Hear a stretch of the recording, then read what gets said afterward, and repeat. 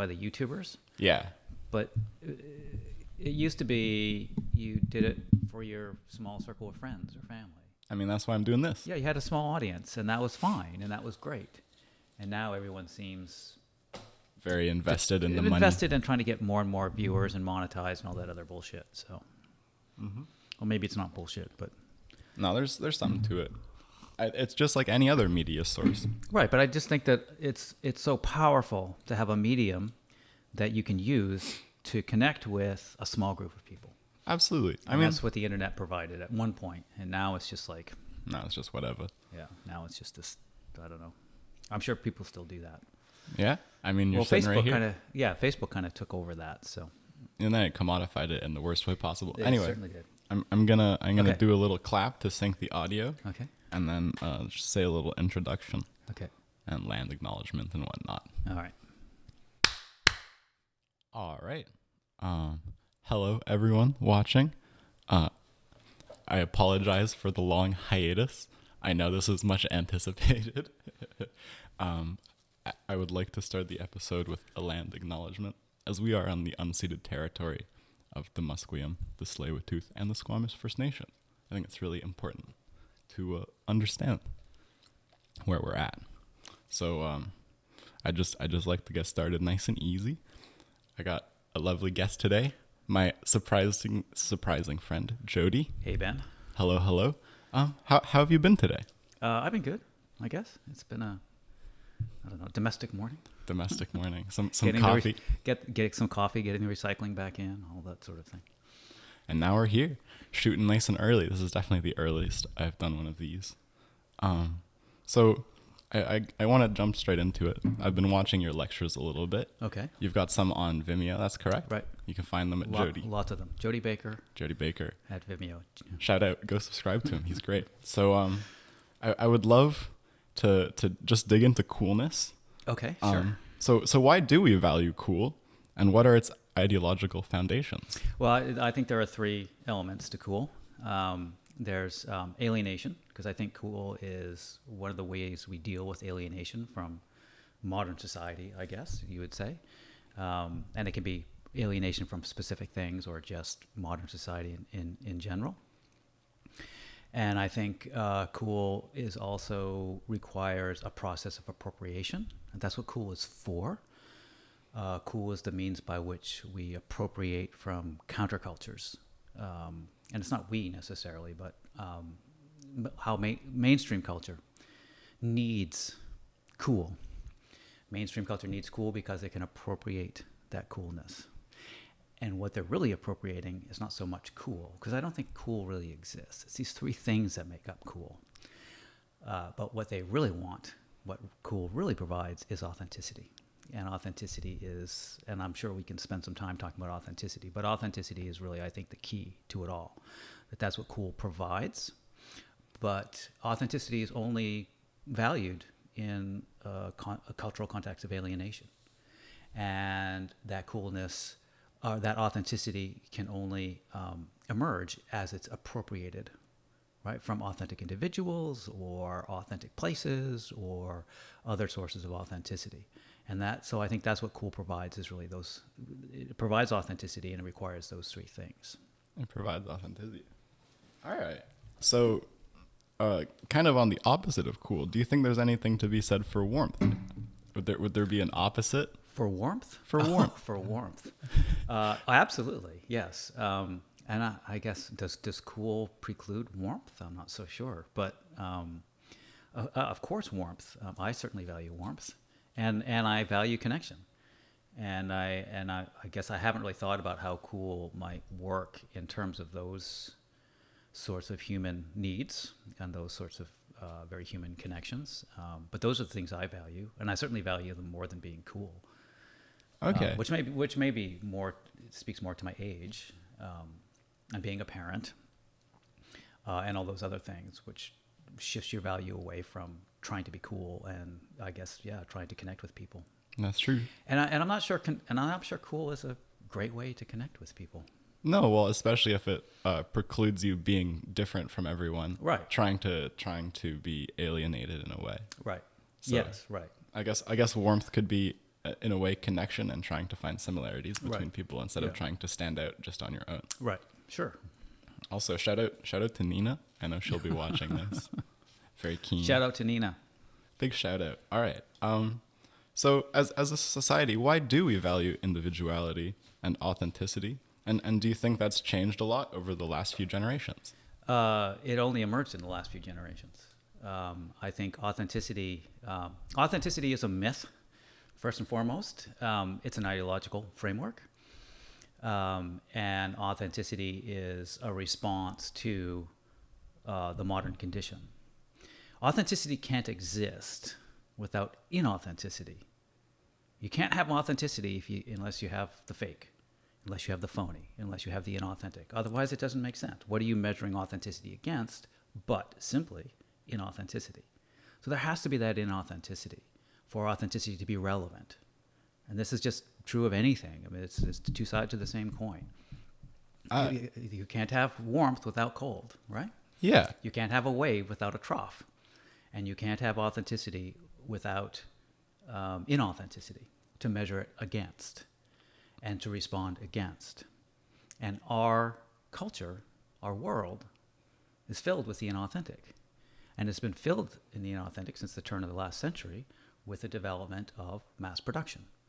And what mass production does is it creates mass-produced goods, which are all the same. They get pumped out of the same factories, out of the same machinery, and in order to be economically viable, every unit has to be similar or the same. Otherwise, production can't be efficient. So and this has changed with I think the production process has changed somewhat in the last few decades in order to address this very issue. First, what is it? I just heard it today. It's like really fast, responsive production. Like mass production. No, I mean, like mass production now, factories now are able to produce minor changes really quickly.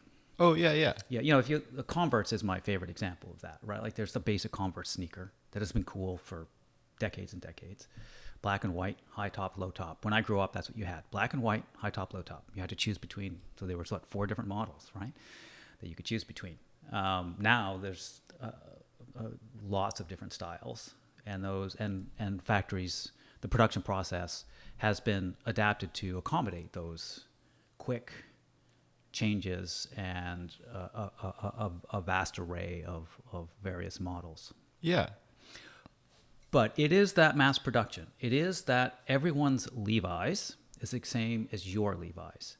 It's that everyone's Converse is the same as your Converse. So we live in this mass-produced world, and that mass production and the fact that we are surrounded by commodities and goods that are all exactly alike leads to, I don't want to say crisis so much, but leads to social anxiety. It leads to angst because it feels like we live in an inauthentic world.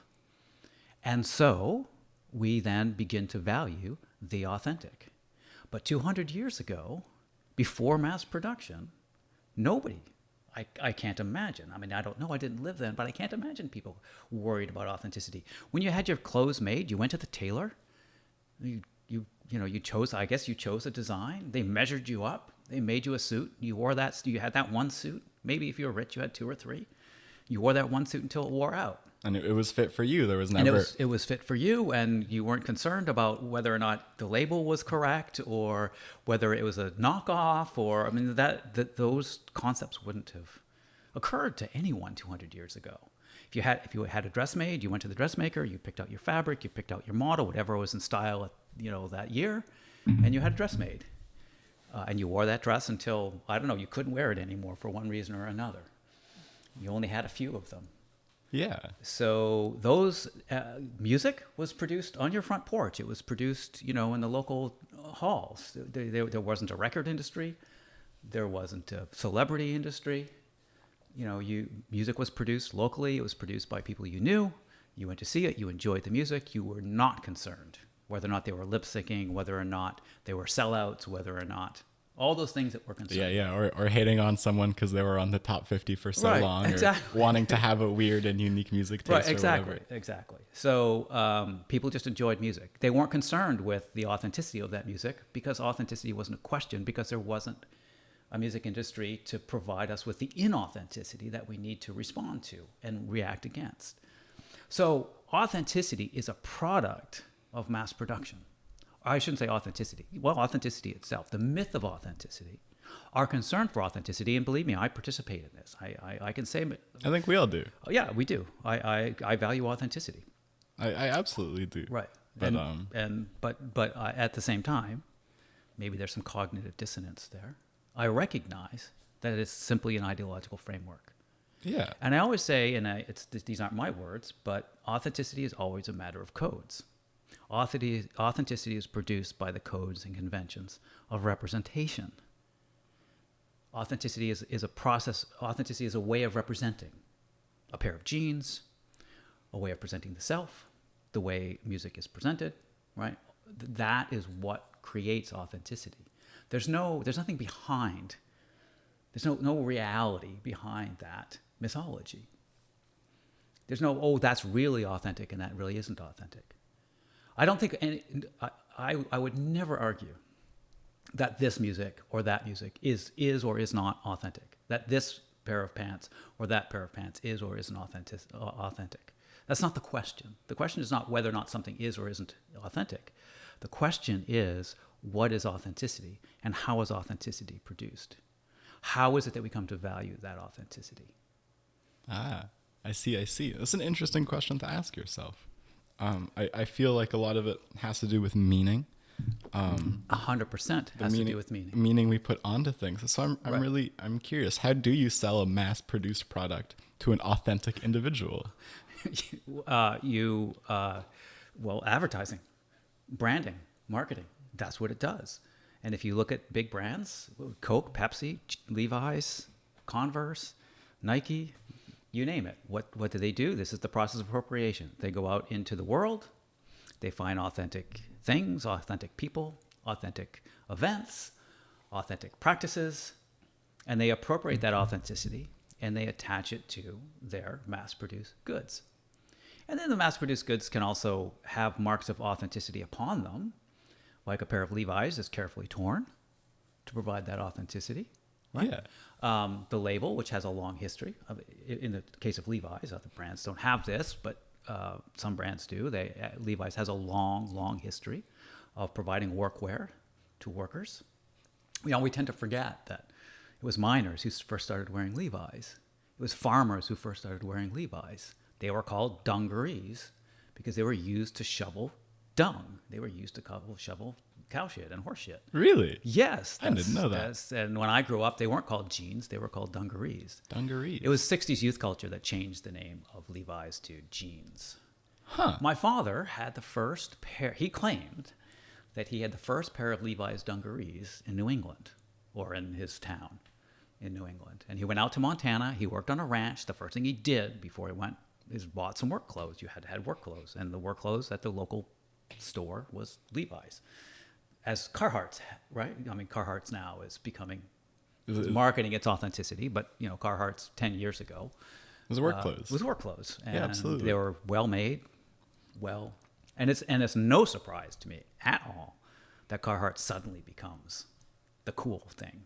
Yeah, I mean, it is kind of funny that this traditionally work culture item suddenly becomes super valued by skateboarders and stuff, just because it does go Right, against the culture right. in that way. Exactly, and hip hop and prison clothes. I mean, all of that is to appropriate authenticity from work, from masculinity, from the experience of being African American in racist America. And so these brands can draw upon those sources of authenticity. They can appropriate that authenticity and attach it to the mass-produced goods in order to make those mass-produced goods appear to be authentic. Yeah, even though it's the same million and one pairs right. of Levi's Exactly. always made. So Exactly. it's just transferring the meaning over. Right. That is what advertising is. That is what an advertisement is. Advertising is not a means to convince you to buy something. Advertising hasn't been like that for decades and decades and decades. That's not what advertising does. If advertising was trying to convince you of something, right, you would respond. How would you respond? When you get an inkling that this ad is trying to manipulate you into buying something, how do you respond? Well, probably the exact opposite of what it's trying to do. Exactly. And advertisers are smart. They know that, right? So that's not what advertisers do. Advertisers work within what you already believe, what you already think, what you already know to be true. And they just give that back to you. They have to appropriate from what's already there. Advertisers do not make meaning out of thin air.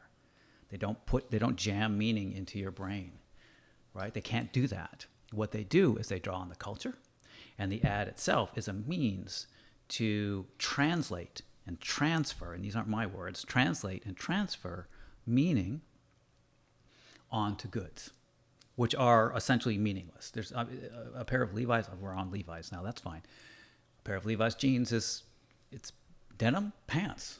Yeah. It has no meaning. It has a use, and that use might be, it might have great use value. It might be rugged. It might be fitting. It might look good. It has all those things. Okay, but that's not meaning. That's use. So it has to be given meaning, and it can draw on the well-fitting as for its meaning too.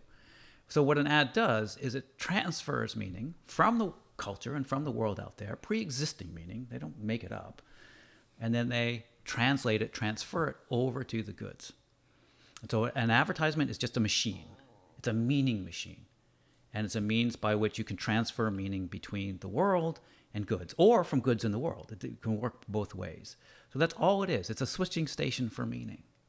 It's an empty space where meaning passes through and is, reworked and then spit back out onto the goods. Yeah. It's to make inanimate objects mean something to us in human terms. That's all advertising is. It's not a mean to convince us. It's not a way to get into our head.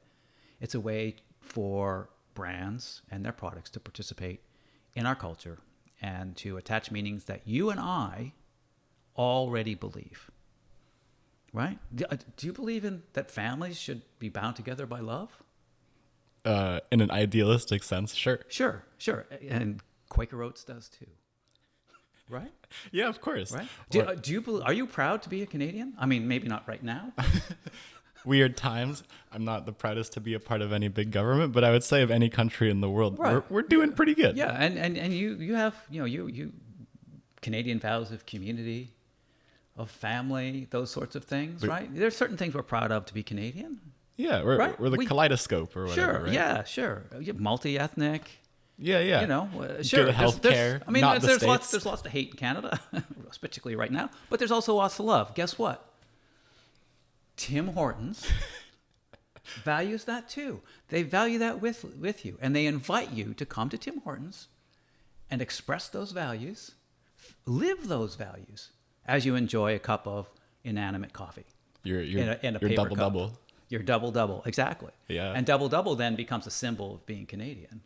Of course, that's Right? such a Canadian thing. Exactly. It's so iconic. Everyone does their Timbos Right. runs. And so that's when brands win, is when they draw upon Canadian culture, attach it to their goods, and they do that long enough and hard enough that the goods then begin to represent Canada and all the values and Canadian values, right?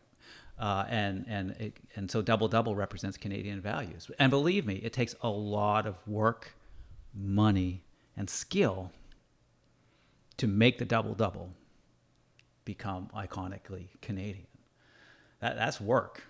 Yeah. That's expensive. That's millions of dollars. And years and years. And years. Exactly. Just putting it out there. Right. Levi's. You can look at Levi's, Nike. I like the example you gave of Converse, but with the shoes that you can design yourself. And Right. It's the same thing with Vans. I know there's a lot of other companies that do this, but it's a mass-produced shoe that you can put your own designs on. Yes, exactly.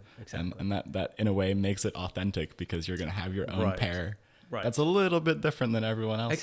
Exactly. And that's what we value. That's another one of our values. Do you value your unique sensibilities? I would say so, yeah. Do you value that you are a unique individual? Yeah. Do you recognize that not all cultures at all times had those same values? Absolutely. Absolutely. But those are our values. I hold those values dearly.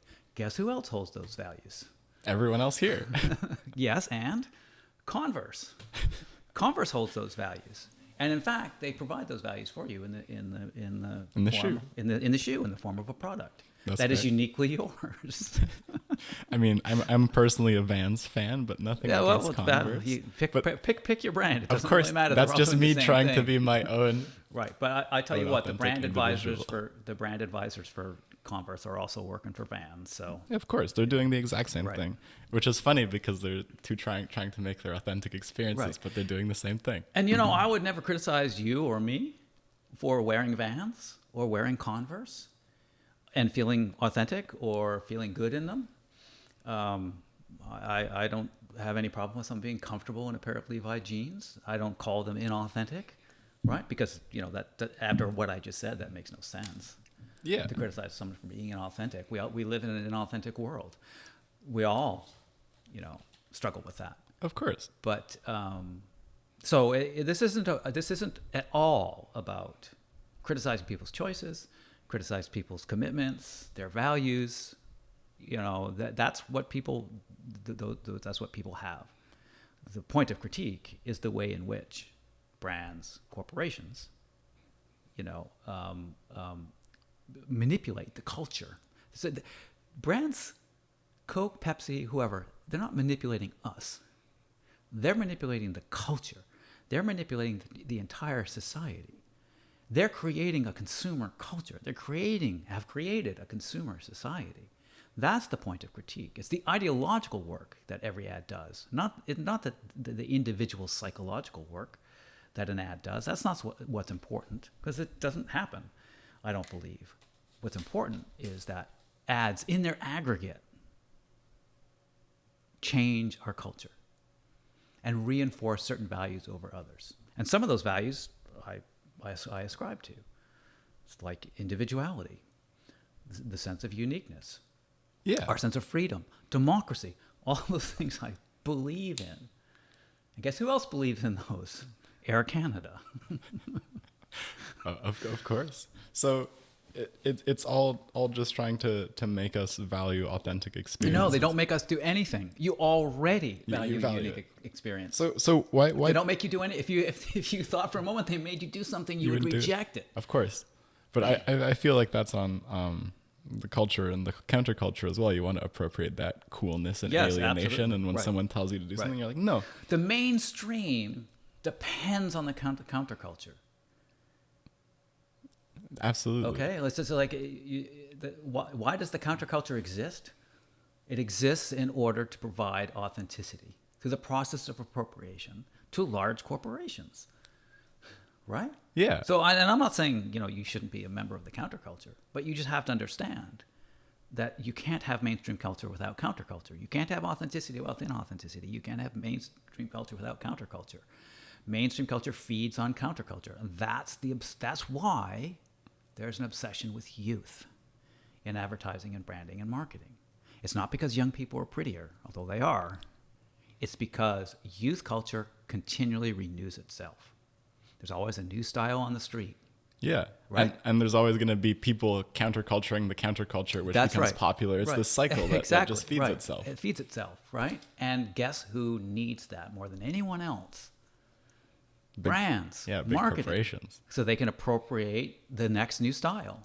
And they this is I'm speaking from the 90s, I guess, but there is a job called cool hunters. Cool hunters. Cool hunters, yeah. Would that just be people going around being Yeah, like, people go "You're- around, you're hang kinda out cool." the state park, check out the tattoos, look at what the kids are wearing, and then they go back to their big brands and say, here's what the kids, and they do a little presentation. Hey, the kids are wearing cut-off jeans. We better start selling cut-off jeans. Go talk to some skateboarders and Carhartts Sure. or whatever. Yeah, exactly. So, I'm curious as to what makes us value authentic experiences. Is there anything in particular? I guess we've already covered that in I think the binary of trying to not be inauthentic. I think that we have experiences. We crave experiences. I'm sure you're a rock climber. Do all sorts of stuff. Yeah, so why do I do those kinds? I go out kayaking. Why do I do that? Why do you do that? Because it is a very valuable experience. It puts you in the moment. It puts you in the present, right? You're just focused on the climb. You get into the flow that they talk about now. Yeah, flow right? or zone. You get in the zone, you get in the flow, and you feel more human rock climbing, than you do at school or at home or whatever, right? You feel more human and you feel great. And it feels authentic. It feels real. It feels like this is what it means to be human. Yeah, it And gets this you is out why of your head. do it. It gets you out of your head, right? And we all value those experiences.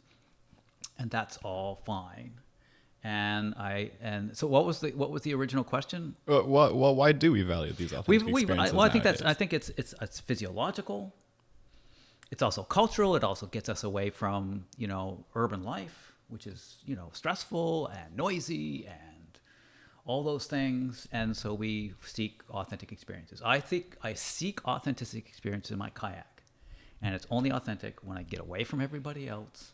I have to go to the other side of Vancouver Island to find my solitude. You have to you have to pay for your solitude with a lot of driving time, right? Yeah. And I value that solitude, and I don't mind seeing other kayakers and stuff. Like, that's fine. It's a bit of a community. Sure. And I've gotten over myself here. It's like, I don't, if it's, my vacation isn't ruined if I run and encounter another human being. Right? What it used to have been. Yeah, to some extent. You go into Algonquin Park, and it's like you always complain, the park's getting so crowded, and I couldn't find a campsite because someone else was camped there, and all these other people, and it's like, come on, like, they're all doing the same thing. They're all doing the same thing, and like, you hate other people. Is that what I'm hearing? So It's all about the alienation. No. Yeah, exactly. And so I get that we want to escape modern life and find these experiences that take us out of our, our oppressive, the kind of stressed out, anxious-ridden selves that we seem to experience in modern life. The gray state of just the urban life, right, a little bit. Exactly. And all that's great, right? But at the same time, we have to recognize that all that has been swept up into consumer culture. Because when I go kayaking to find my authentic experience in the wilderness, I cannot do it without first going shopping at Mountain Equipment Co-op. Definitely. To get the gear, right? To be safe. I have to go buy a $500 radio now, Your VHF radio, to get a safe. license for it. Got to get a license for it, right? Mm-hmm. That's $179 and $500 or $400 for the radio. My kayak, I just bought a kayak. It was very expensive. That's right? true. You really just skipped ahead to the next question I have written down, which I love, by the way. We're progressing in a very nice way. So I'm curious how we commodify even the outdoors. Also, the other thing, do you think you could move your mic a little bit? Because we've been facing each other. Here, let me. You can kind of just pull it. Okay. There you go. All right. Should be a little bit better. All right.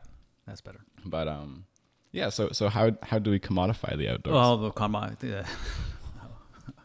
we don't commodify the outdoors. Mountain Equipment Co-op commodities the outdoors. I mean, I guess we could go out and enjoy the outdoors without absolutely commodity. You can go for a hike. Go walk with no shoes on and in your underwear, and you'd pay like $3 or something. Yeah, that's not fun.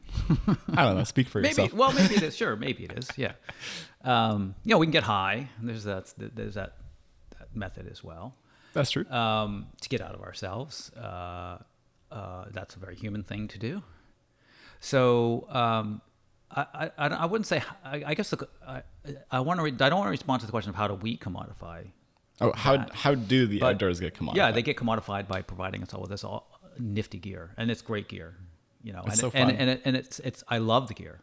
I almost, if it weren't for my fear of heights, I would get into rock climbing because rock climbing has the best gear ever.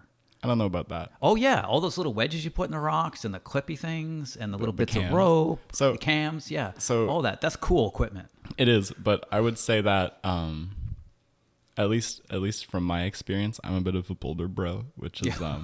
So free climbing. Free climbing. Yeah. I don't go anywhere above like 4 meters. If I have to do more than like 3 pull-ups, I'm out of energy. It's too much. Do you wear the special shoes? Yeah, of course. Yeah, you can't not. You do. Yeah. So that's what I would say. That's the only gear you really use as a boulderer, right. And they're terrible. They wreck your feet. They're extremely uncomfortable. Really? Oh yeah, it's dreadful. They look comfortable. Look like soft little slippers that you can grip the rocks with. Anyway, I don't know a damn thing about climbing. It's like soft little slippers if they were a Chinese foot binding. Oh, okay. Yeah, that's not good for your feet. No, it's really not. Yeah. So it's commodified. It is like everything else in everything is commodified. We live in a capitalist consumer culture society. That's our reality. Everything is commodified, and even the outdoors is commodified. And here's the trick. There is no outside of consumer culture. There is no outside to ideology, because even our feelings of anti-consumption, even our feelings of, oh, we're being manipulated, I hate advertisers, I hate brands, right? Guess who offers that back to us? Guess who offers us that in commodified form? More brands. More brands, right? And if you start watching ads carefully, and so many ads are anti-advertising, and they're telling us, oh, you're smarter than that. You get it. You're cool. You're authentic. You're not fooled by advertising. We're not going to advertise to you, right? But here's our brand who understands you kids who feel alienated from popular culture. Here's our band, right, who, listen to our sound, and it doesn't sound like anything you've ever heard before. Yeah. And our band feeds into your anti-consumerist, your anti-mainstream desires. Totally. The feelings of anti-mainstream, feelings of alienation, is what revitalized corporate America after World War II. I love the irony in that. Yeah. Well, a contradiction. It's an ideological contradiction. And capitalist society is riddled with contradiction. We live contradiction every day. And it's important for us to see those contradictions. And that's all I'm trying to do, is recognize those contradictions. Yeah. Not to trash people or to tell people that they're listening to the wrong music or anything like that, but it's to recognize that we live in this perpetual state of ideological contradiction. And when you see the contradiction, then that's what gives you power over the ideology, right? That even your rejection of the ideology is part of the ideological framework, and there is no outside. Marx says people make history, but not at conditions of their own choosing. We can all go out and make history, but we live in certain cultural and social and economic conditions, and that is a fully developed capitalist consumer culture. That's the world we live in. It is, and there's no outside to that. Yeah, we're in this situation, right? So me going off to the wilderness doesn't get me outside of consumer culture at all. No, it pulls me deeper in. Well, you experience a different part of it that's meaningful to you. So I see a lot in that. I don't. Sure. But and I could go to the club instead. Of course, you could spend your kayak money on booze and sure. Or cool outfits, and nice car or whatever. Yeah, but I'm a little too old for that. But yeah, I could get on a nice car. Yes, I could certainly get a nice car. I get my Tesla. Yeah, drive around in that piece of crap. Foot to the pedal to the metal. Get going. Yeah, sure. But it's just what we value personally. Exactly. And me or anyone else is in no position to judge the choices of others. No, absolutely. But I think there's a lot of value in being able to recognize, especially our ideologies and what drives us. It gives us a lot of more power over the decisions we make. It is. And I think it's really the only real means of empowerment is to begin to recognize how we are all caught up in ideological systems. Even when we seem to be resisting those ideological systems, that resistance is part of a larger ideology. You can't have the wave without the trough. Yeah, it's all a part of each other. So I'm curious, are there any ways for anyone listening you would recommend them to go about dissecting things or trying to deconstruct this in their own heads? Just pay attention, I think. Just like I've been teaching advertising for years and years, and really the key is to really watch, to really pay attention, to watch the ads. Don't tune them out. Don't press that skip ad button on YouTube. Watch the ad and watch it again and watch it again and watch it again, and things will begin to emerge. And especially if you have a good critical framework that you can work from, and that has to be developed as well. Like you have to be able to see things, right? How is authenticity being represented? What are the camera angles? How is shadow used? How is this edited? Yeah. In order to appear authentic. So go watch a Levi's ad, and it looks like a music video. right? Yeah. Watch how it's cut, watch how the camera works, watch how what stories are being told, and really, really pay attention. And you will begin to see how it is that authenticity is codified. You'll see the codes of authenticity. And one of the easiest ways to do it is go find a parody, like Fruit of the Loom ads, and there's there's plenty of ads out there. What is it? There's a British beer that does it. There's a bunch of brands that do parodies of authenticity. And so they give you the codes and conventions of authenticity. Geico does this. Geico. And then they pull the curtain back, and it's like, oh, it was all a big joke. Oh. And so you can be convinced that you're watching an ad for an authentic product, and then suddenly the product emerges at the end of the ad, and it's not authentic at all. Fruit of the Loom does this. There's this beautiful country. There's a long driveway with chickens on it. There's a front porch. There's a clothesline, right? These are all the symbols of authentic rural experience. Yeah. And then people start singing, and they say, I can't remember what's the line. There's no labels anywhere, and it's a sad song. And then there's this band playing, and they look really authentic. And he hits the drum kit, and the water sprays up. It's got all the tropes and conventions, glorious cinematic shots. Yeah, exactly, of like country music. And it's like, well, am I watching a country music video? What am I watching here? And then at the end you realize this is an ad for underwear, right? And then you laugh at yourself because you were fooled, and we love to be fooled. We were fooled into believing this is somehow authentic when it wasn't authentic at all. It was all just bullshit. It was all just making fun of. And when you watch those, then you go back and watch it again and say, okay, so how is it that they fooled me? How is it that? And it's very pleasurable, right? How is it that they convinced me that this was somehow authentic? Was it the splashing water off the drum kit? Was it the raindrops in front of the camera? Was it the black and white? The panning of the clothesline. The panning of the clothesline. Was it the chicken on the road? Right? It was all those things, and you fell for it. And then when they reveal that you fell for it, then it's fun. Yeah. Like, yeah, I fell for that. That was fun. But that's good advertising. That's great advertising. But what it is it's using our alienation from authenticity to sell us underwear. I mean, everyone needs underwear. Yeah. But so what was that question? What was I answering?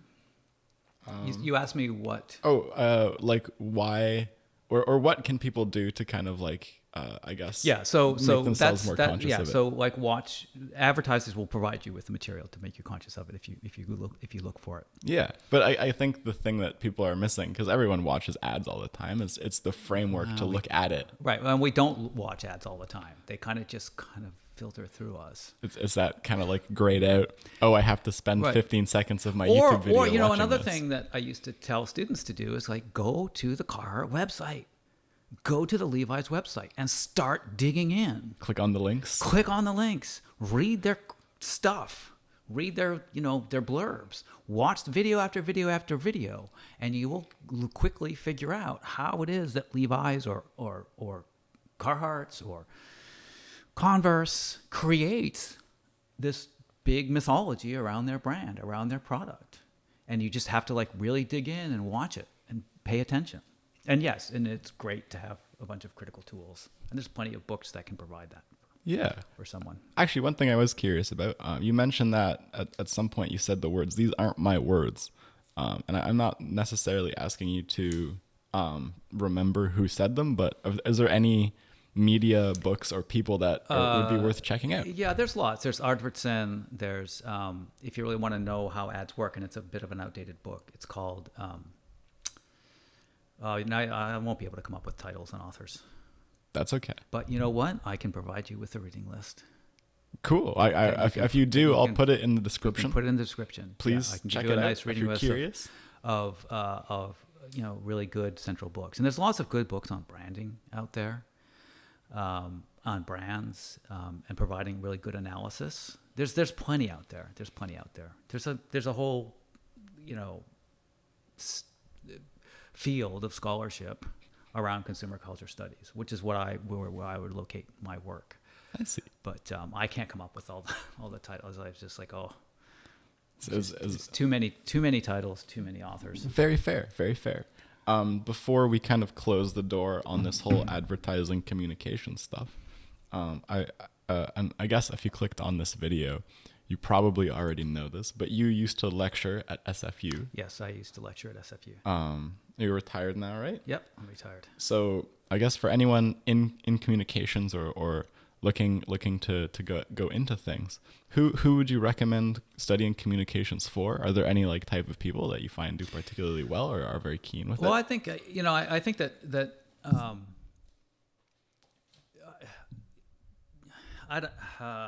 communications is an interesting degree because it doesn't give you a set of marketable skills. It can, and you will come out of it. But communication is one of those fields where you're taught to think critically, you're taught to think well, you learn how to write, you learn how to speak, you learn how to deal with people.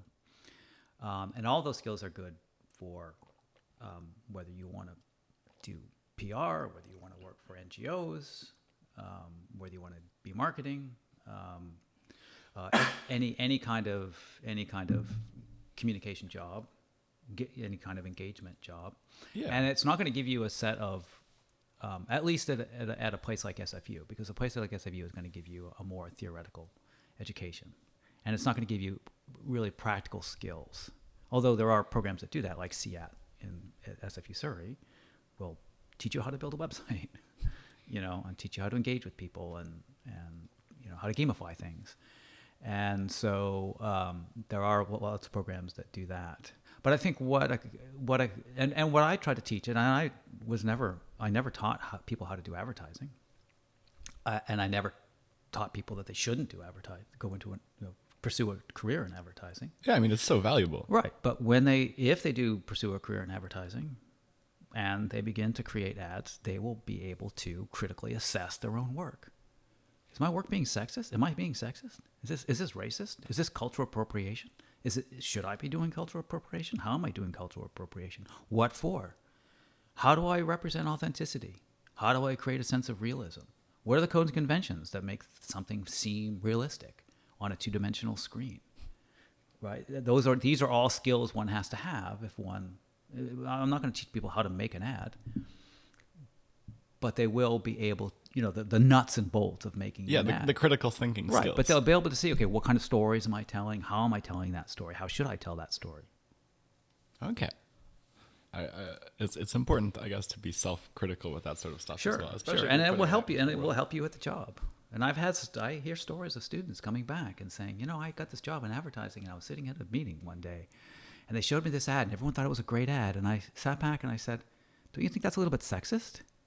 And everyone looked at me like I was crazy, like, what are you even saying? And they didn't have a clue. They didn't see it. They couldn't see it,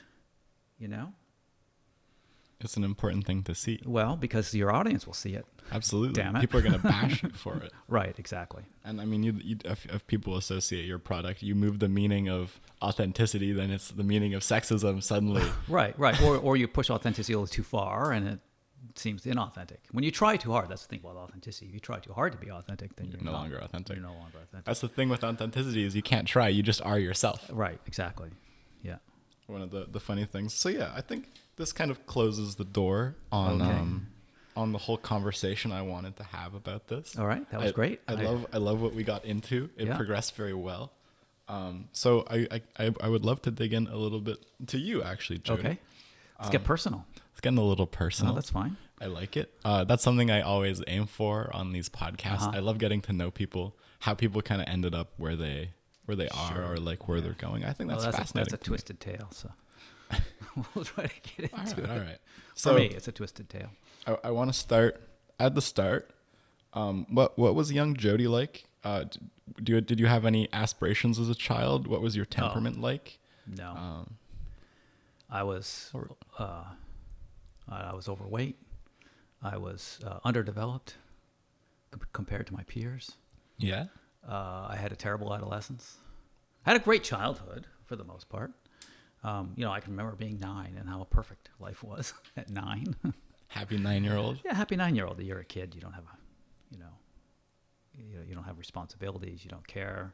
That's true. You just go out and You're have just fun. curious about So the I world. had a good childhood. I had great parents, who gave me what I needed, and not just physically, but emotionally and mentally. So I had great parents who loved me a lot, and I think that I grew up healthy Yeah. that way. Adolescence was a bit hard on me. So what was young Jody like? Young Jody was great until he was about 13. That's when things got a little bit Yeah, rough. and I had a hard time making friends because I didn't feel like I fit in, and I was on my own a lot.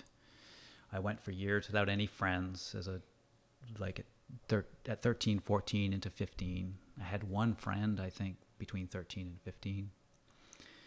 So I was the fat kid in school.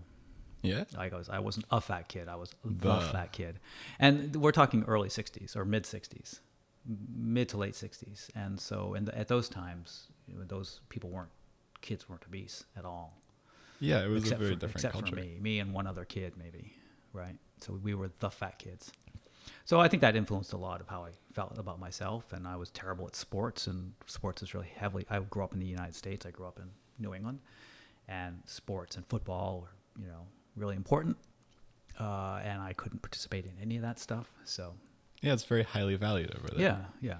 But I think it is important, of course. I guess before we touch on the next question, I was curious about temperament, as in like, I guess personality. Do you feel like you've changed a lot as a person over from No, being a young person to where you are now? I'm the same person. I'm the same person. All right. I'm healthier. I'm more self-aware. Yeah, I mean, you're clearly much healthier. Yeah, Very active so now. I can't regret the past because then it wouldn't have made me who I am today. Exactly. And I'm pretty happy with who I am today. But that just comes with age. It comes with wisdom. That's true. So I would never want to go back and be young again. Yeah. Fair enough. But I mean, you had those Neither will experiences to you. get you where you are here, right? Right. Yes. So that's exactly. what's important. So So I knew you spent some time on a farm. yes, I did. Do you have anything there that was very influential to you? Any big farm stories? It was a huge. I have tons of farm stories. Don't get me started on farm stories. Okay, I have one in particular I want to ask Okay. about. All right. So we'll get to that. Yeah. But so yes, at 15, then having lived in a mostly affluent New England town, it was in those days in the 60s and early 70s, it was not really a commuter town for Boston. It was a little too far away from Boston. Cars went slower then. Highways weren't as slick as they are now. So driving to Boston was a big deal, and people just didn't commute. There was a train actually that you could take from our town To Boston? to Town Square in Andover. So I grew up in Andover, Massachusetts, and right near the town square was a train station, and workers could get on the train and train into Boston. And a few I'd imagine men it would be did. a long ride, though, if people weren't even willing to drive it.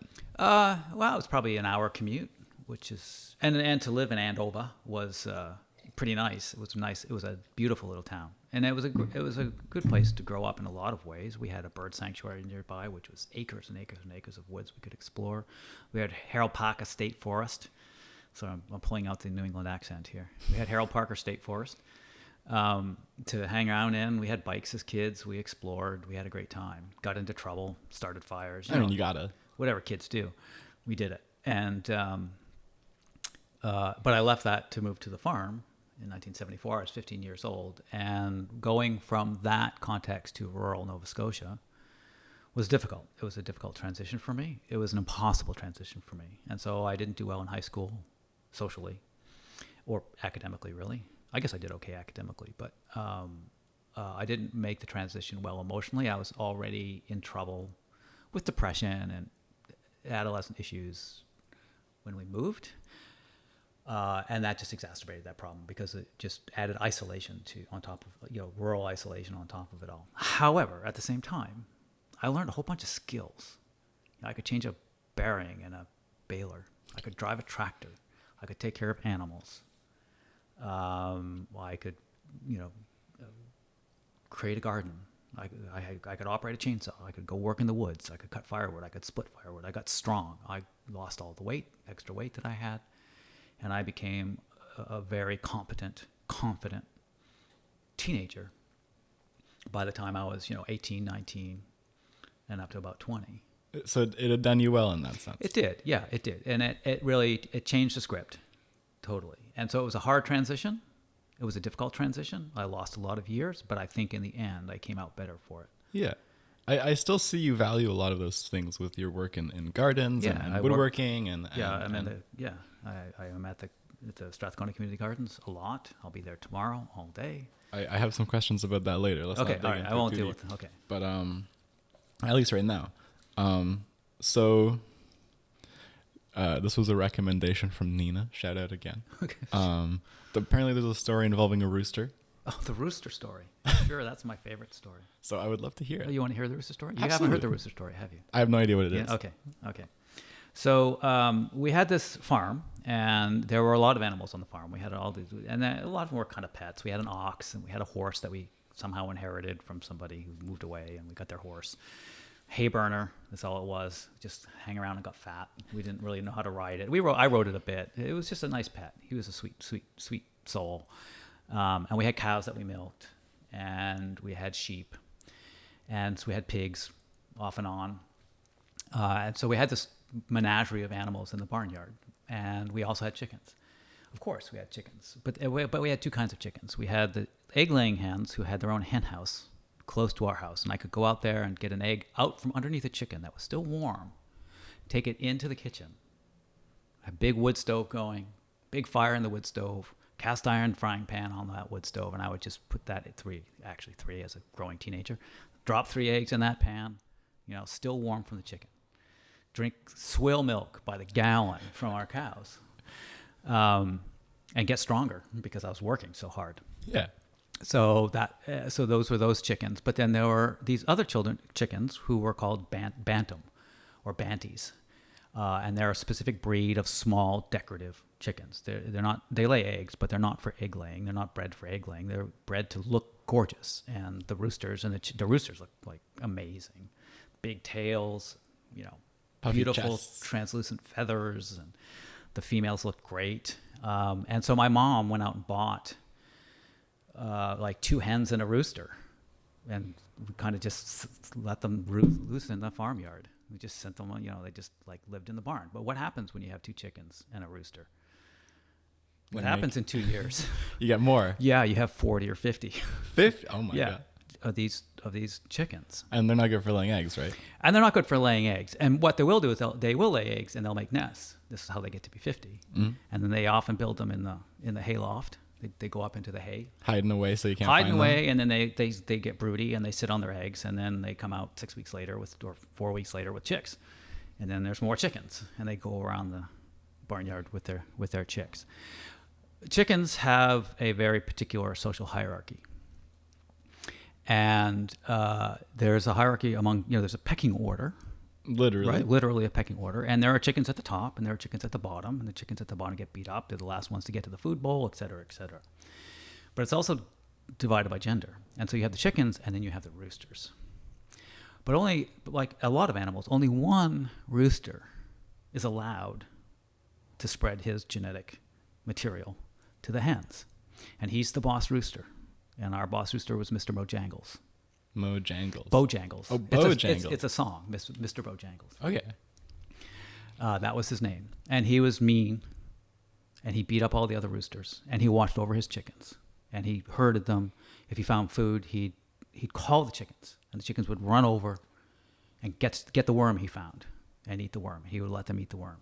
And then he'd call them over and then spread his genetic material whenever he needed to, whenever he wanted to, when he ever had the urge. He'd always have his chickens to come run to him. So he was a boss rooster. He got to be the boss rooster by superseding the last boss rooster, and they did that with a fight. He fought, as many animals do. He fought the other roosters. They're vicious. They're vicious, and they have the spurs on their legs. Terrifying. Yeah, they're terrifying, and they go at it. And so this young rooster decided he was going to be boss rooster. Mr. Bojangles decided he was going to be boss rooster. He didn't have a name then. And he went after the boss rooster. And they fought for 2 days straight. They fought all day long. Beat the crap out of each other. Went and slept it off that night. Went back at it the next morning. And it was horrific. And you couldn't stop it. It's just life on the farm. This stuff just happens. Yeah, they're doing what they do. Right. And so finally, Mr. Bojangles won. Right. And he became boss rooster. The other one was literally crestfallen, which is where that term comes from. Yeah. His tail drooped. The cock of the walk. You know that phrase? Like, that's the way roosters walk around. They walk with their chest out, their tail up, their comb sticking up. Like, I'm the boss. I'm the one.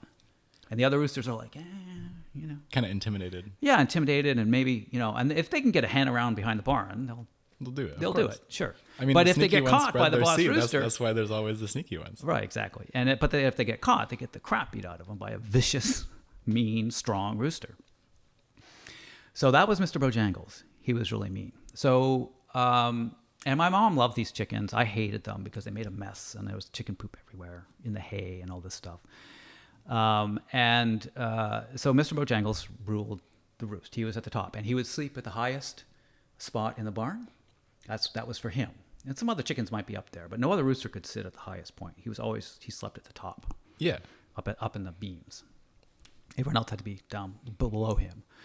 And so it was springtime, and the chickens were having chicks, and animals in the forest were having their children too, having their babies too.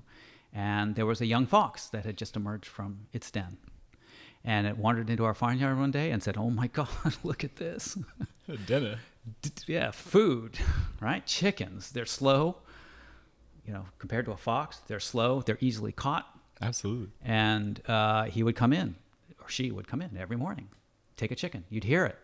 It's 6 a.m. on the nose. You hear squawk, squawk, squawk. Everybody's screaming in the barnyard. All the chickens are going crazy, and there's one less chicken.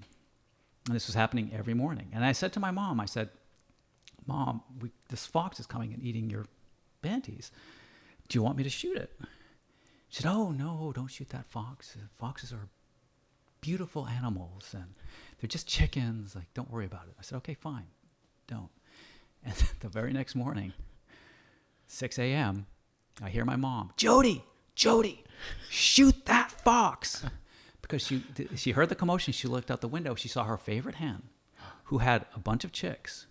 And they'll protect the chicks. They'll stand their ground. Just stood there. And the fox walked up. Chicken didn't move, protected its chicks. The fox grabbed the hen, off into the woods. That was that, right? And so the fox did not fare well. The next morning, the fox did not fare well. I waited for the fox with a shotgun in the barnyard. And that was the end of that young fox. However, now we've got these 12 chicks with no mother. And they're wandering around the barnyard. And they don't know what to do. They don't have someone to care for them. They don't have anyone to keep them warm at night. Because they go under, the hens open up their wings. And the chicks that's why you need incubators if you're... Yeah, if you exactly. And hens. so they stay, with the chicken. And the chicken finds them food and takes them to water and does everything for them. Helps them survive their first few weeks. And so here you've got these chicks with no mother, and they're not doing well. And they go from hen to hen, trying to find a mother. And the hens will have nothing to do with them. They chase them away. It's like, "You're not my chicks. I want nothing to do with you." And so this went on all day. The mom was carried off in the morning, and then during the day, these chicks are wandering around lost and hungry. And then at night they got cold, and we got up in the next morning, and there was, a dead chick in a puddle, because it wandered into a puddle at night because it didn't have a mother to take care of it. And no one would take care of them. And we're watching this tragedy unfold. And it was really sad. And there was really not much we could do about it. It was like we couldn't really catch them. We couldn't raise them in the kitchen. This is just going to have to... Let nature take its course. Let nature take its course and let this tragedy unfold. And it's really sad. And then I was in the barnyard the next day. It was like probably mid-morning. And these chicks are wandering around, and I'm watching them, and I'm feeling bad and not knowing what to do. And then Mr. Bojangles, he walks up to these chicks, and he looks at them, and he looks at them, and he cocks his head. And then he opens his wings. And these little chicks just went foomp, right underneath him. And he sat down on them. And from then on, the meanest, baddest, nastiest rooster became a hen. And he nurtured those chicks. Every one of them survived from then on. Wow. And he did everything a hen should do. He found them food. He kept them safe. He stopped sleeping in the top thing and stayed on the ground to take care in the of them. straw to take care of them. So he would sit down with them at night, as hens would do, sit in the straw, down on the ground, kept them warm all night. Wow. And he raised them. And he did a really good job. And then, at one point, the chicks get bigger and bigger. And at one point, it's time for them to be on their own. And Mr. Bojangles looked around, and I guess I'm done here. My work is done. And he went around. And of course, in the meantime, all the other roosters took over. So there was another boss rooster. New pecking order. Sure, a new pecking order, because there was a void at the top. So everyone's vying to fill that void. And the other roosters just took over. So he went around, and he beat the shit out of every single rooster in the barnyard and reestablished his place as boss rooster. Wow. So that's the rooster story. That's lovely, actually. Yeah. And, well, and, a bit sad, and well, it's sure. Farm life often is. But, the moral of the story is you never look to nature for gender norms. That's true. Right? Because often that's what happens. That's very true. So a new appreciation for Mr. Bojangles. Nature just does what it wants. Yeah. I well, think and nature, what? Nature finds a way. that's true. Well, I like that. He became a warm rooster. He did, yes. And he did what needed to be done. Yeah. So now you've had this time on the farm, and I'd imagine after high school you started going into college. I didn't finish high school. No? No. So I'm a high school dropout. I didn't get past grade 10. Nice. So I have a PhD now, but then I didn't get past grade 10. So how did you get a PhD as a high school dropout? So where have you studied, and what did your path look like? So I tried a lot of things as a young man. At 19, I went out west to Montana from Nova Scotia to live with my uncle, and we did reforestation surveys. So we basically walked around the woods counting trees. Did a lot of hunting and fishing because he was very much a sportsman. So I kind of learned those skills. I learned how to be a good sportsman. Sports person, I guess you would say now. As much as hunting is a sport. Yeah, well, yeah, sure. I mean, say what you want about hunting. We were hunting. This is 1979. So a lot of fishing, hunting, and just working. He had worked for the Forest Service and was now a contractor for the Forest Service. So I worked for him, mostly for room and board. That was a really great experience. And I came back to Nova Scotia. My parents then moved to New Brunswick. I went to seamanship school for a while, and that didn't quite work out because of the economy at the time. There were really no jobs at sea, so I didn't get a job on a ship. I wanted to get into boat building, but that didn't work out. I ended up moving to Fredericton, New Brunswick. I worked for a farmer there. I worked on a really interesting cattle operation that this guy had, chasing cows through the woods mostly. Herding cows through the woods from one farm. He had a number of different farms that he rented, and so he would have to move them through the woods from one farm to another. And so a lot of our time was spent just moving cows. I'd have to go out every morning and count the cows. Made sure none of them just got lost. Yeah, and taking care of them, and just, calving time was a big deal. And so making hay, we put up a lot of hay, and those sorts of things. So I did that for a while. Then I got a job on a survey crew. And so I just had these various jobs kind of looking for something to do. And I could have gone to survey school. I thought of getting an agriculture job, maybe move to Manitoba and get a job on a farm. There's a lot of things that I would have done. And then a friend of mine was going to university, and he was doing quite well. That was UBC. Not UBC, UNB. He was doing quite well, and I thought I was smarter than he was, and he was getting A's and B's, so I could probably do that too. Maybe I could kill 4 years by going to university. And at this time, I was 22. So I looked around at different programs, and I didn't have a high school diploma, so that was an issue, I would imagine. An issue. I did get a GED, which is pretty straightforward. I was smart. It wasn't any problem. And then University of Guelph had what they called a mature student program. So they would let you take courses, but you weren't accepted into the program. You got to prove yourself. You got to take courses. If you got a B or higher, or C plus or higher, whatever it was, they would then accept you into the program. Yeah. So that's what I did. I went to the University of Guelph. I took the money I earned at the survey crew, working for a survey crew. And there's stories there, crazy stories. And I just went to university and then found my place that felt like home. and I really liked the studying, and I ended up taking English, falling into English. Then my parents moved from New Brunswick to Ottawa, and I kind of ran out of money. I thought I could go live with my parents for a year and get back on my feet. So I went to Ottawa to stay with them, and I ended up transferring to Carleton University. And at Carleton University, I started in English, and then there was a cross-listed film studies course with English, and I went to my first film studies course, and the first day in the first class, I thought, oh my God, this is where I need to be. This is it. And it's not that I loved I wasn't a film buff. Of course, I watch movies. I like movies, but I wasn't a film buff. But what they were doing was critical theory. What they were doing was not what the English department then still was, let's read about the author's life and look at their letters and then interpret their novels through that lens, through the lens of the author. And what film studies provided was this kind of critical theory stuff that I've already been expressing, is that, let's talk about ideology, let's talk about how films work in relation to the rest of culture, how do they express values. Feminist film theory was just like taking off at that time, and so there's all this great feminist film theory I was reading, and I just fell in love with critical theory, and I just kept going. And then a prof said, you're doing really well.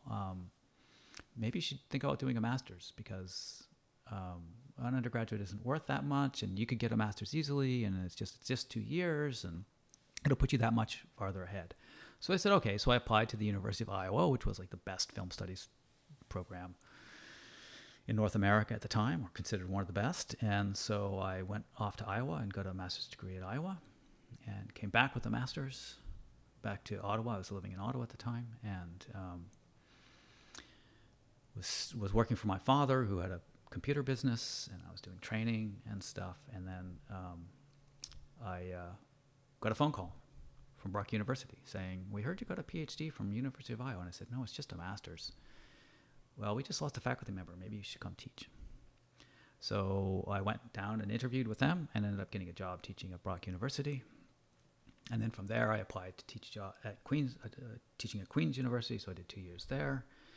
And then I recognized and I love teaching, that was my calling. And so I recognized that I needed to get a PhD to continue this teaching gig thing that I had. So I ended up going for various reasons, I ended up going to the University of Pittsburgh. I mostly fell in love with the city of Pittsburgh.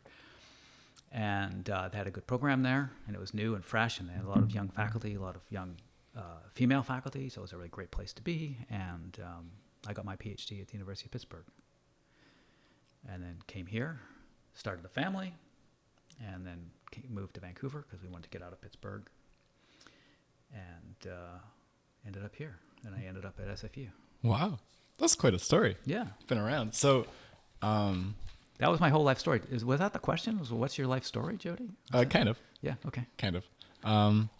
I would love to hear a story about surveying. Was there anything that was surveying particularly formative, or like really view changing? It was just a lot of weird stuff. The first day of the job, there was 5 feet of snow in the woods. So we're talking central New Brunswick, and I was handed an axe and a file and a pair of snowshoes, and they said go. And I could handle a splitting axe, but I didn't know how to sharpen an axe. They taught me how to sharpen an axe with a file.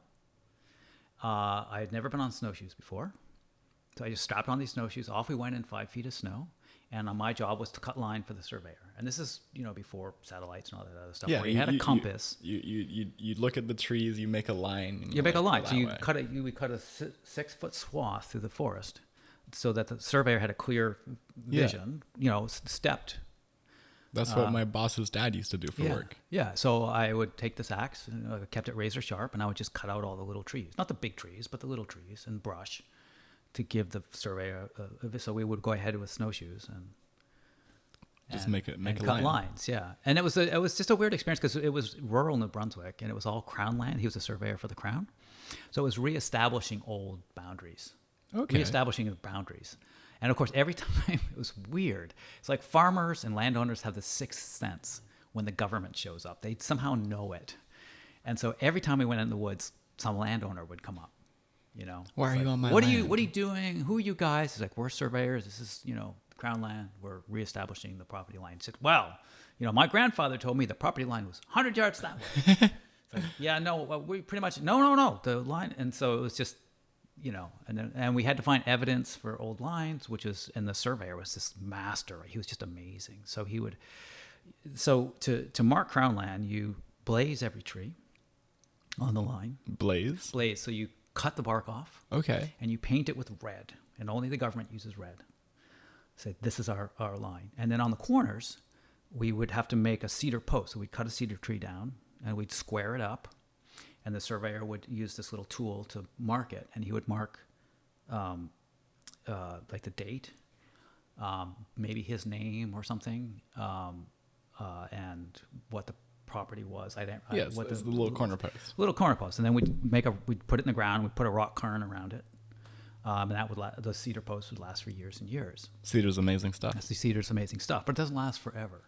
And often we were into these places where there was no rocks, so you couldn't build a rock cairn. So if you're out surveying, what counts? So he can use his compass, and he can use the map, and he can generally find where the line is. But none of that really counts. What really counts is what's on the ground. So it's all about finding evidence on the ground for that line. And that's indisputable.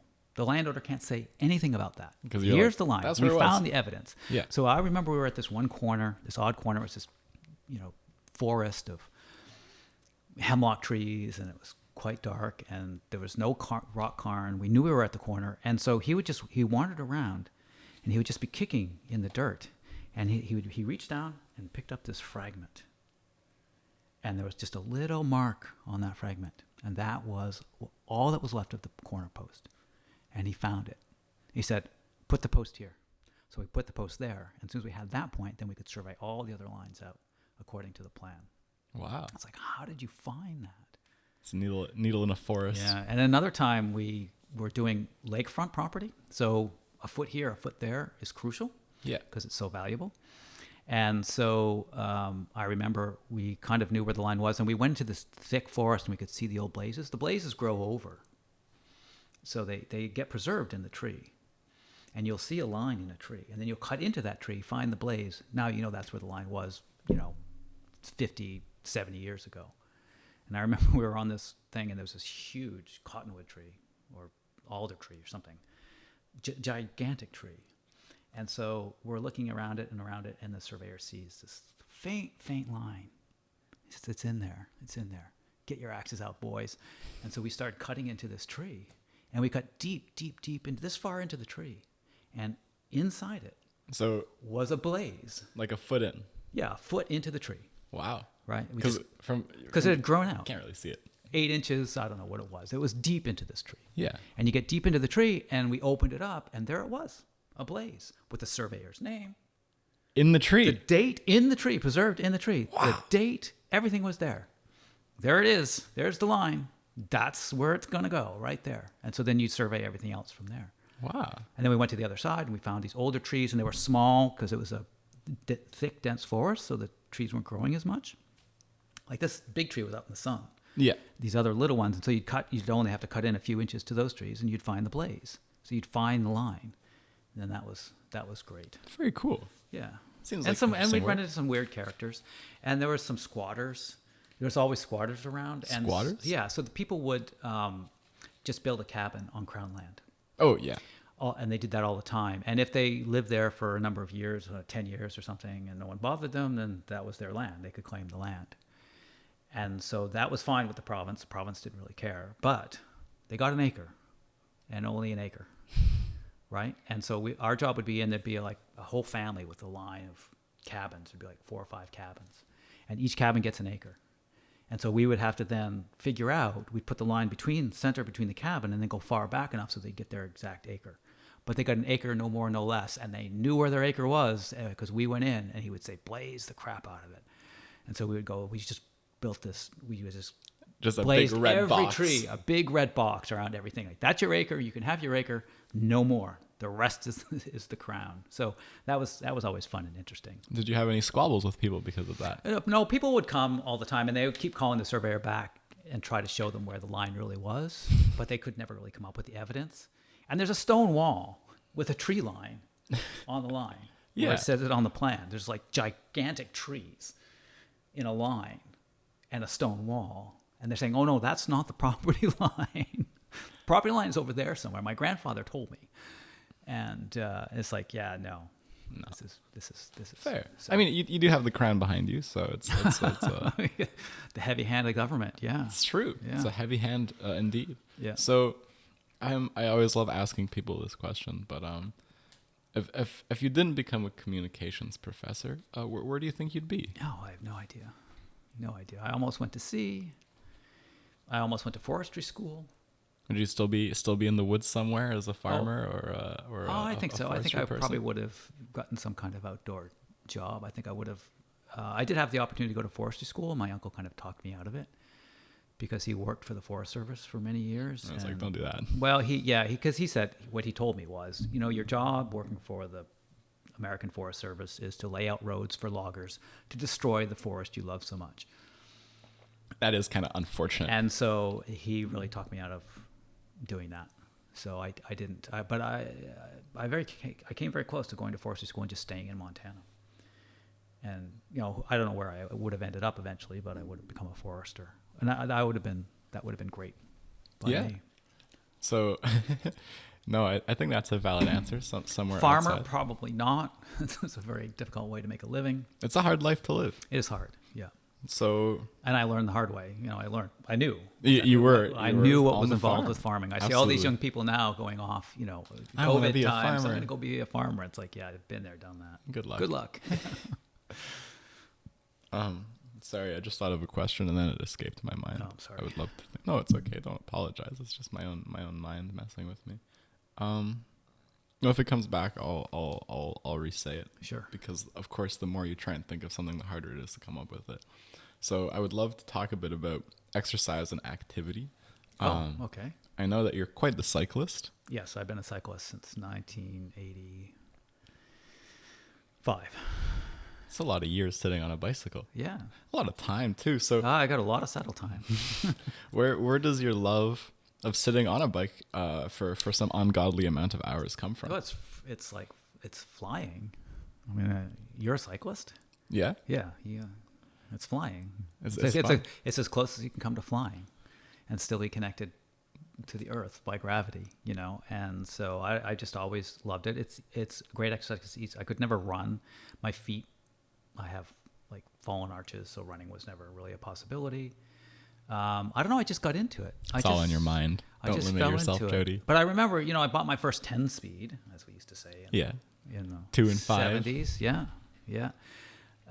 In here we go. What was it? 73, 72? 72, 73. I bought my first 10-speed with my paper route money. And I never went back. And I was overweight, and so it was a good way to get exercise. It's a great way to get exercise. Great exercise because it's not hard on your body. Yeah, it's not weight bearing. Though it is important Right. to bear weight. Well, and it is. I mean, you cycle for a lot of years, and you get tight hamstrings. And Oh yeah. there is a price to pay. Absolutely. So that's how I got into cycling. I've always just been into cycling, and it's on and off over the years. In Pittsburgh, I cycled less because I didn't have there wasn't. I guess there was good places to cycle, but it was difficult, and I was busy at school. But and then when I moved to Vancouver, I immediately just started. I mean, Vancouver is Going such an rounds. incredible place for it. But I really started in Ottawa when I lived in Ottawa, and so you have the Gatineau Hills right outside the city, Yeah. and it's like the most beautiful place to ride. Probably one of the most beautiful places. Well, Mount Seymour's Pretty good. pretty nice, and that's just like 3 times what Gatineau Hills were. But Gatineau Hills were beautiful. Yeah, that's the we thing about encountered Ontario. bear, It's pretty freaking flat, isn't deer. Yeah, and it was just beautiful hardwood forest, and you'd go up to the top of this beautiful cliff and had this beautiful view of the Ottawa Valley. Gatineau Hills are gorgeous. It's easy to and, fall in love with. It's easy to so that's where I fell in love with cycling, really. No, that's a good answer. Yeah. As people in the endurance communities often say, are you biking away from something? No, I'm biking to something. Yeah. Yeah. Myself. Biking to myself. That's how I found myself. And it is that flow, that zone of being present. And you just I get focused on my breath. It's very meditative. Meditative, your heart rate, your breath, and the world around you, which is often nice.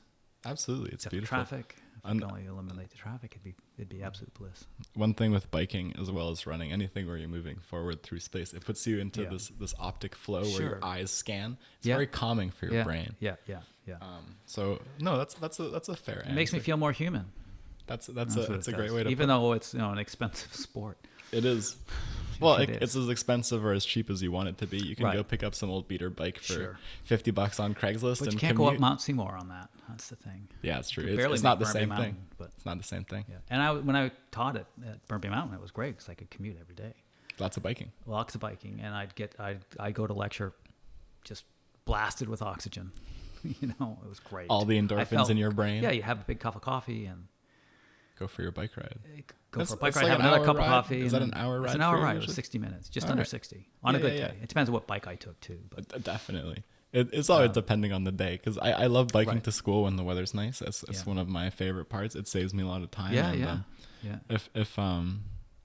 If I'm on a good day, I can make it in like just under half an hour, but most days it's like 35, 40 minutes. Yeah, It just yeah. depends on And I always took my feeling. time coming home.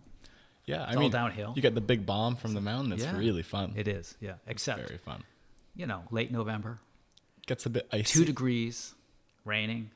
That's unpleasant. Yeah. The rain stings your face. Oh yeah. Yeah. Well, that's why I don't So- bike in this weather. But then I always feel when I get through that and I get home and I'm nice and warm, it's like, oh, that was great. Yeah. know. Well, I that's, feel proud that I've accomplished something. I think that's in a way how it brings you to yourself. It kind of like makes you suffer. Yeah. Yes. It's a lovely In a way good to way. suffer. In a good Exactly. way, yeah. Well, It's physical suffering, and it's good for you. it's like inoculation. Right. Exactly. Are there any other sports or hobbies that you're I do. rather passionate about? I've always been a canoe tripper since the 80s.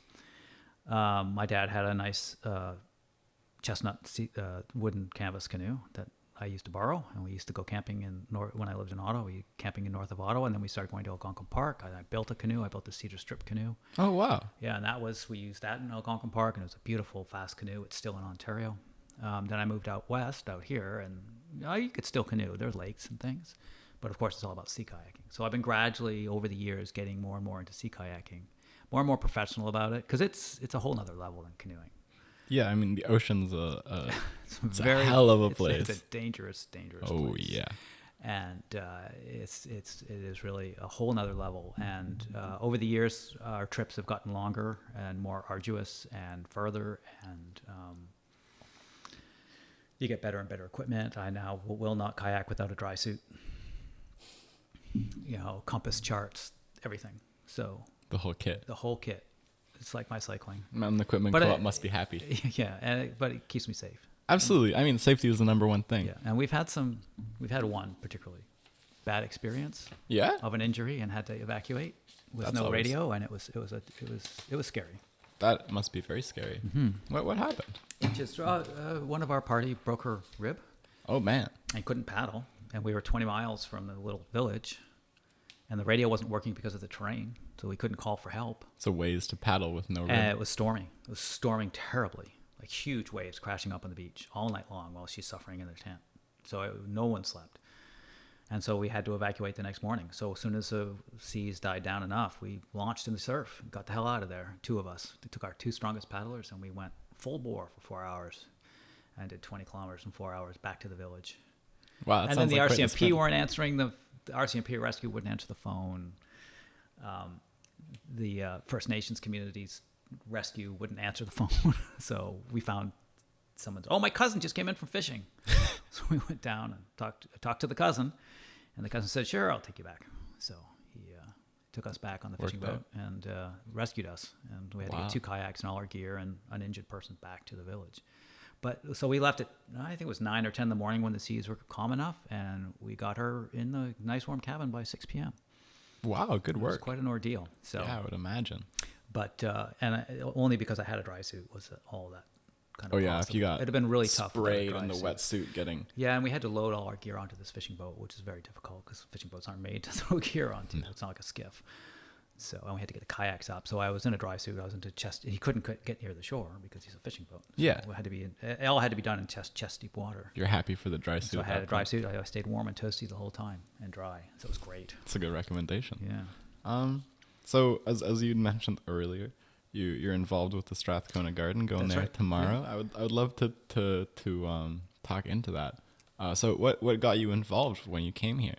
My brother was already part of the garden, And I had this farming experience. I had gardening, and I knew it was great. And I had a young daughter who was, in elementary school at the time, and I thought this is an important value that I can instill in my daughter, that food doesn't come from the supermarket, that food can be grown. And even though she didn't participate in the garden, I always bragged at the dinner table, hey, Nina, shout out. I always bragged at the table, hey, I grew this in the garden. I would say proudly, this salad came from the garden. This meal is 100% from the garden. And so that's, I think, was a motivating, but also gardening is, like, again, a deeply humanizing experience. There's something in our DNA that compels us to care for other living things, that compels us to work in the soil, because we've been farming for how many thousands of years now? Long time. A long time. I couldn't tell you. It's in us. It's in us. And Absolutely. Just working, an hour in the garden is the best therapy I've ever had. Yeah. Oh yeah, it's way better than sitting with a therapist. So it's just calming, and you're working with the soil. And again, it's that I keep coming back to this. Yeah. Flow. The flow. It's just fun. I just like getting my hands dirty. I like working in the soil. I like making compost. It's really fun. Composting is fun. And my garden is kind of half-assed, but I have my successes and failures. Truly? Probably 50%, but the successes are great. I mean, half the time it works 100% of the time, so it's pretty good. There you go. Yeah. Sometimes the beans are great. Sometimes they aren't. The beans. Something's always good. Something's always works. Yeah. Something always grows well. For sure. Cabbages, whatever. I guess. And it's a nice community, and it's in my neighborhood, and I know all my neighbors. I know a lot of my neighbors because of the garden. There's a social element. There's an amazing community there. Yeah, it's very cool. It's with a a little really hut great, and everything. Oh yeah, we have all this stuff, and then there's common work to do, and I really enjoy that. So we're building steps tomorrow up into the herb garden. We have to rebuild the steps, so that's a big job. It's a lot of work. Yeah, put in the timbers. Have to replace half the roof on the shed. Yeah, so that'll be a job. So cool. Stuff like that. As you mentioned, instilling values into children, I think that's very important. Yeah. And I guess I'm curious as to if your education and your critical thinking has influenced how you've raised Nina, and if you've put, I mean, obviously you've put conscious thought into it as a parent does, but I guess, like, have you learned any valuable lessons from your experience? I don't know. I've been teaching younger people. Yeah. For years and years, because I teach university. So I teach 18 to 24-year-olds. I think that helps with, now that my daughter is that age. I think it helps me relate to her to some extent. But the question was with the critical thinking. I guess, I don't know. Fair. I always say, I always joke and say kids today. So when someone says kids today, in whatever form it takes, and you hear it a lot, kids today, or this generation, or Generation X. These kids, or young they're all on the nowadays. internet, what an internet generation. Whenever you hear that from old people, I'm here to tell you, ignore everything that they say after that, because it's complete and utter bullshit. Okay, so when you hear kids today, stop listening, because you're not going to get anything good. Kids today are great. They always have been. Every generation is like better than the next. And I've always thought my students were awesome people. Awesome people. I mean, there's people some students I wasn't fond of, but in general, in the main, every generation seems to be smarter and more diverse and more tolerant than the generation before. And I've really enjoyed being with young people and exposing them to critical theory, and watching them sort of see their eyes open to these things. And it's always been really 37 years of that. It's always been really rewarding. I just remembered the question I forgot. Oh, what was the question? What is it about teaching that's so special? That's what's so special. I have a love of critical theory. I have a love of popular culture. And those two are always like held in tension, and I love that tension. I love loving something and yet really being critical of it. There's just something about that. So I'm critical of advertising, and I will take an ad and I will take it apart piece by piece and expose it for what it is, and expose its ideological work for what it is. But I love it. Like I love a good ad. I could watch GoPro ads all day long. I go on the Levi's website and I just watch ad after ad after ad, and I love them. Ads are great because there's more money put into a 30-second ad than a 30-minute sitcom. Yeah, Right. There's They more put a lot money of put money, into a 30-second money ad and than effort this hour and a half podcast. and technology into putting it together an ad. They're great little stories. Tell a story in 30 seconds. Go ahead and try. It's hard to tell a story in 30 seconds, and yet ads do it. They tell whole, complete stories. And they even transfer Of human meaning. transformation. Yeah, and they transfer meaning, and they do all that great work. And so I love it / I'm critical of it. So, and that's what I loved about film studies. I'd watch these movies that I loved, and yet I would be critical. I would watch these melodramas from the 50s, you know? It's like, oh my God, this is like so amazing. Rock Hudson, Jane Wyman, wow. And then, geez, like how are women represented in this? Like, look at the camera, look at up and down, you know? It's the male gaze. The male gaze. Well, how does that male gaze operate? Like, where's the female protagonist here? Yeah, Actually, there are female protagonists in Douglas Sirk 1950s melodramas. That's why we love them. The rare few. Yeah. So so that's what I loved. I love imparting, sharing my love of theory, my love of critique, and my love of popular culture. Cool. That's really it's really about love. And It's I've all always about loved my love. students. So It's all about love. yeah. But no, I like that answer. You already answered it before I asked it, but you saying it, the answer made me remember the question, so I figured I'd ask it. Yeah. There you go. So what is it about gardening? And I know you also have taken an interest into mycology, the little mushroom section. Yeah, in the we corner grow. of Yeah, so we Strathcona got Garden. into growing mushrooms. That's so much fun, and they're different than plants. That's what I like about them. You know, They're mushrooms more are- like us. They are more like us, and they have their own timeline, and they do what they want. Plants are predictable. You know, you put the seeds in the ground in the spring. They grow at a certain rate. You look on the seed pack. It says, you know, harvest in 37 days. It's like 67, 69 days. It's like, oh my God, that's pretty predictable. They got it down to the day. They got it down to two significant Exactly. figures. And mushrooms are just wilder than that. Mushrooms, like you put them in a log, and you might get them this year, you might get them next year, you might get them in the spring, you might get them in the fall. The mushroom's going to decide when it's going to fruit. And I just, you know, the whole mycelium and the communication, and you start reading about mycology. Oh, it's incredible. Fascinating. It's fascinating stuff. Incredible. So growing mushrooms is really rewarding. And again, we do it kind of half-assed.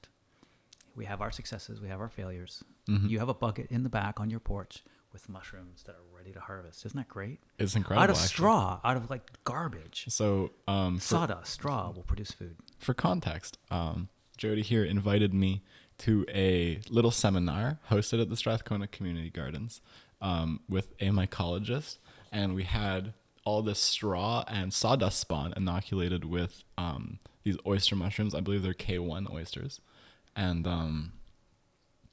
basically just talked about mushrooms, and then we got to make our own buckets. So I have a 10 kilo pail stuffed to the brim with straw with all these tiny holes drilled in it.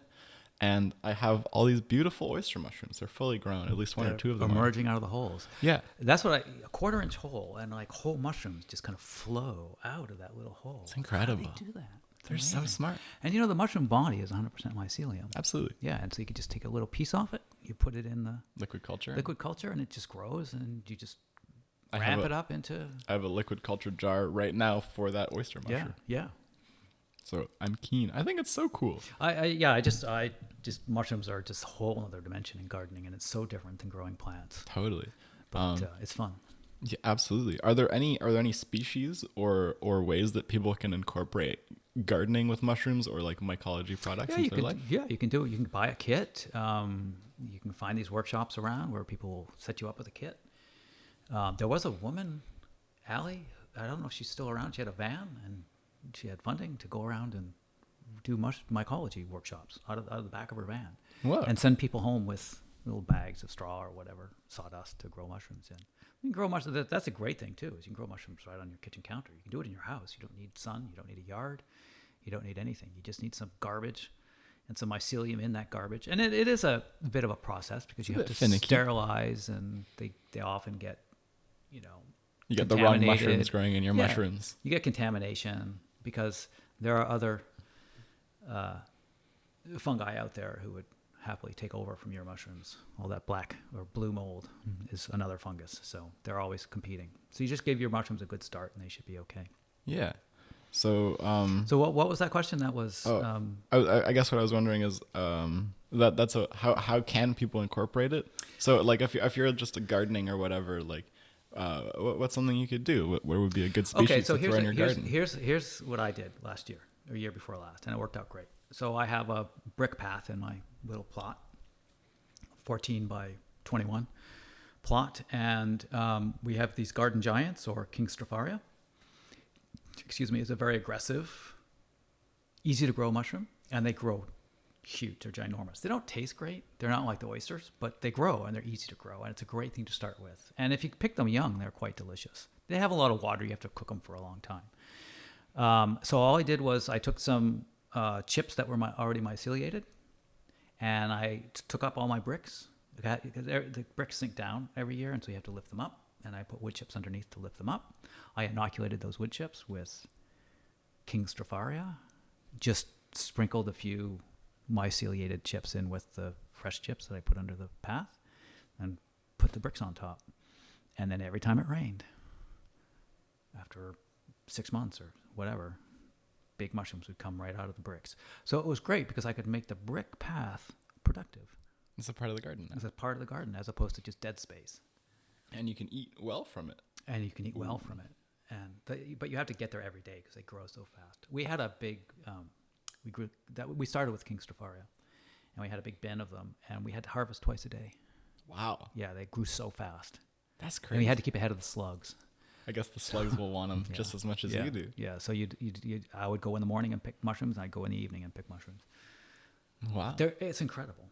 It's when they very get cool. going, there's just no stopping them. Yeah. So So that's how people can start. Just get a kit. get a kit. And they're around. You can order them online and grow them on your counter and try that, and then just expand and learn how to do it. But it takes a pressure cooker, and It's a process. it's a process. And at least in the way that I've been experimenting with it has been in little jars that you can pressure cook. Yes. And that you can just do. You don't even need a garden for. Yeah. You can do it in your house. You if can do it have in your a canning kitchen. pressure. You can do it in your kitchen. Exactly. And just watch some YouTube videos. YouTube's amazing. You can learn all you need to know. All you need to know. So yeah, I guess the other thing I think that would be really good if people are curious is to just talk to people who are doing it. Yeah. Because it turns out people that are into mycology are usually very sharing and want to share that love. Yeah. It's a bunch of nerds that are just keen about what they're doing. So Yeah, we got you some liquid culture, and did yeah. we? Did I give you? I can't remember now. No, we made some. Yeah, we made some. Yeah. It's not even that hard. It's just sugar water. Sugar and water. A canning thing. You need a bit of tape and silicone, but it works. And a syringe and a Yeah. lighter to Sterilize it all. sterilize the syringe. But I mean, any YouTube video, you can just learn how to do it. Look it up. Yep. So, aside from all that, and I mean, obviously, mycelium could be one of these. Do you have any favorite projects at Strathcona? Any passion projects? No, I just build this and that. I like building things more than anything. I built a bench, which I thought was nice. And Yeah, it looks pretty good. I've been building compost panels. We have these movable compost bins. So there's these panels that we move around, and they're 20 years old. They're rotting away, so we built some new ones, and that's been fun to build those. I'm doing this step. So I like doing those, like construction. And I've been doing the firewood too. We have a big wood stove in the eco pavilion. And so, there'd be a tree cut down in the neighborhood, and I would take my little Volkswagen Golf and load it up with logs, and then split it up and stack it. And so we'd have firewood. So I've been spending a lot of time putting together firewood, and I really enjoy that because I did that on the farm.